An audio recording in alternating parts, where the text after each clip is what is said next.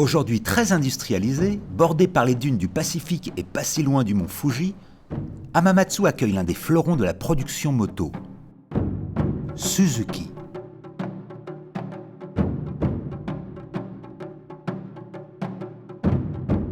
Les motos Suzuki, ça a toujours été une vision alternative, une grande robustesse et un son moteur bien à eux.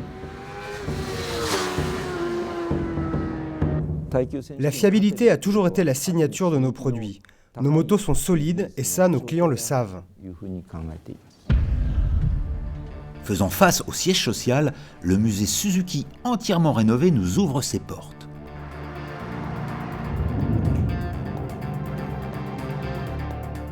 Des pièces de collection superbement restaurées se partagent un lieu unique. Bienvenue au musée Suzuki. Ce musée est ouvert au public depuis 2009 et propose de découvrir l'histoire de la marque et de tous ses modèles. En 1909, Michio Suzuki, âgé de 22 ans, fonde à Hamamatsu sa compagnie dans la fabrication de métiers à tisser. La firme se nomme Suzuki Loom Works. L'année 1952 est un tournant dans l'histoire de Suzuki. Je vous présente Shinzo Suzuki, le second président de Suzuki. L'idée de fabriquer des motos lui est venue après une partie de pêche. C'est en allant pêcher à vélo avec sa fille, freiné par un fort vent de face, que le nouveau président de Suzuki eut l'idée d'un cycle équipé d'un monocylindre 2 temps de 36 cm3. Suzuki a l'ambition de challenger son rival Honda, lors d'une fameuse compétition moto sur l'île de Man, petit archipel entre l'Angleterre et l'Irlande. En 3 mois seulement, les ingénieurs développent une TT de 50 cm3. Pilotée par Mitsuo Ito, elle finira 15e la première année. 50 ans après, Mitsuo Ito, personnage mythique de Suzuki, se rappelle très bien du monde de la moto au Japon au début des années 60. Il y a une cinquantaine d'années, plusieurs marques de motos qui avaient toutes plus ou moins le même niveau ont commencé à s'approprier le monde de la compétition, quasiment tout en même temps. Juste avant Suzuki, j'étais chez Honda.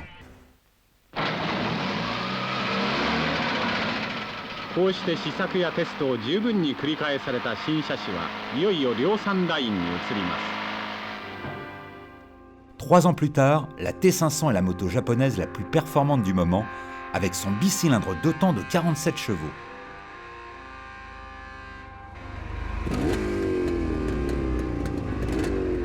Elle devient rapidement une référence.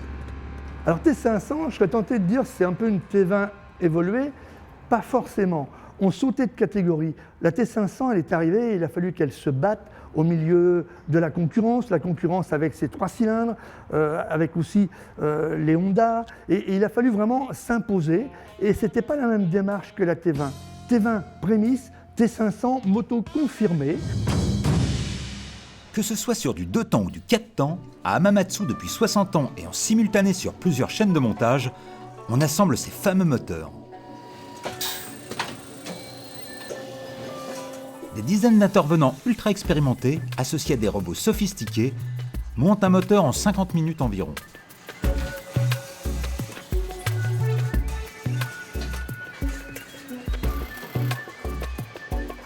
Ce qui est certain, avant comme aujourd'hui, c'est que tu as une exactitude dans le montage, dans l'assemblage, qui est sans défaut, ça n'existe pas, je te l'accorde, mais qui est quand même avec un minimum de défauts et presque à zéro.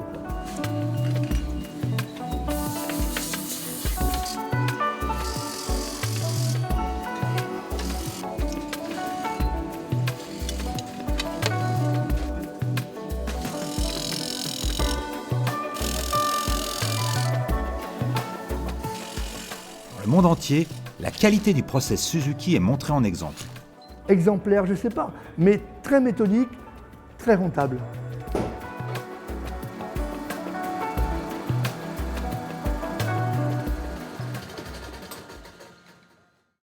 Dès la première année, l'équipe gagne le bol d'or et 3 saisons plus tard, c'est déjà le titre de champion du monde.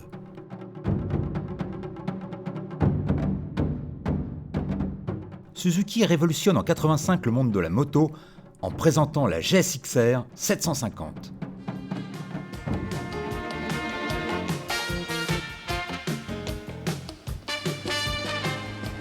avec un poids léger de 176 kg grâce à son cadre en aluminium, 4 cylindres en ligne, 16 soupapes, elle développe 100 chevaux à 10 550 tours minute. Bienvenue au centre technique de Suzuki. C'est ici qu'on développe les motos, qu'on les teste sur piste et que les ingénieurs travaillent sur les moteurs.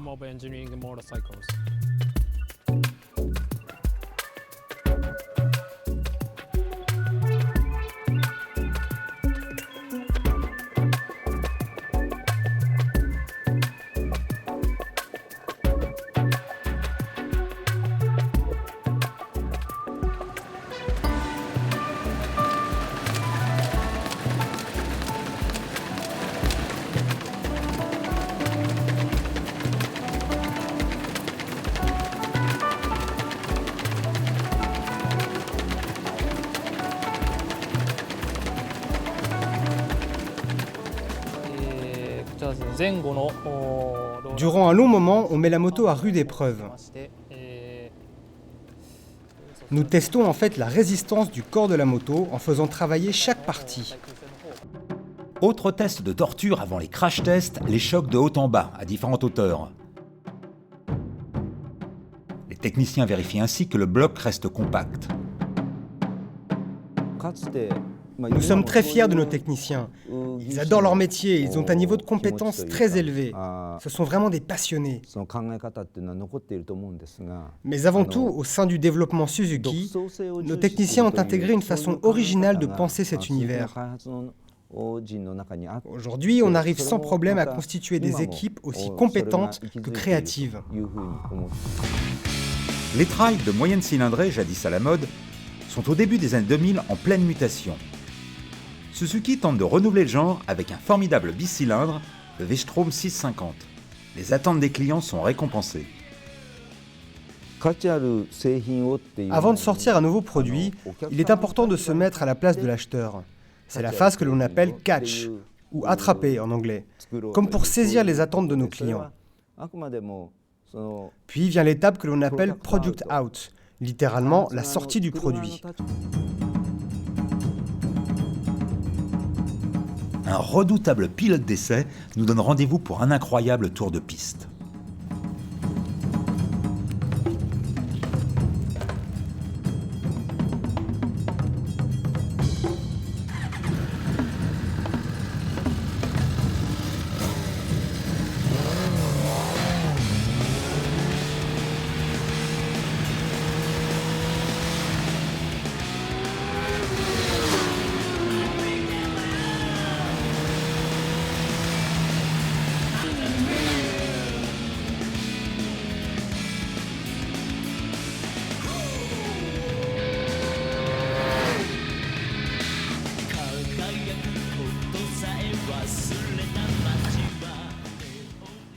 Sur ce super circuit, nous roulons sur différents types de routes. Une route est irrégulière, la suivante est glissante, une autre avec des bosses.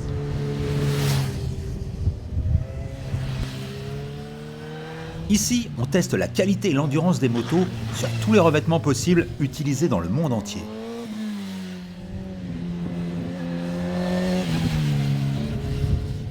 Mon rôle ici en tant que pilote est de tester les nouvelles grosses cylindrées Suzuki sur ces routes. Les routes allemandes, un marché important pour Suzuki. Un sentier chaotique à la campagne.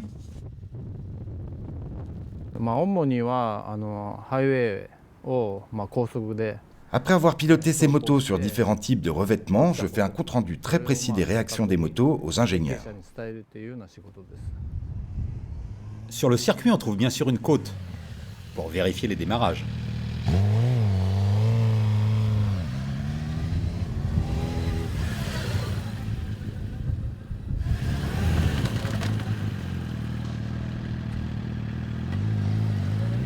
C'est un superbe outil de travail. Et aujourd'hui, d'un circuit qui était un petit peu isolé dans les années 80, puisque il y avait le circuit et puis des cabanons, en gros, si j'image un peu, des cabanons pour un petit peu travailler.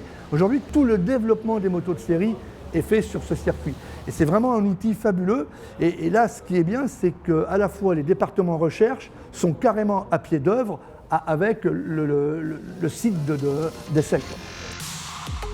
Un passage sur une route de Belgique et ses célèbres pavés.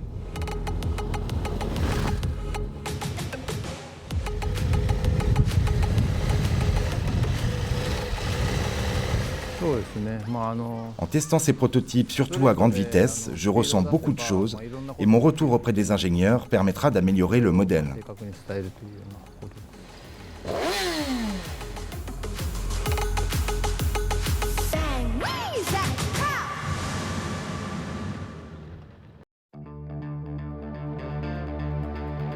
Pour terminer, présentation de la gamme d'aujourd'hui chez le concessionnaire principal d'Hamamatsu.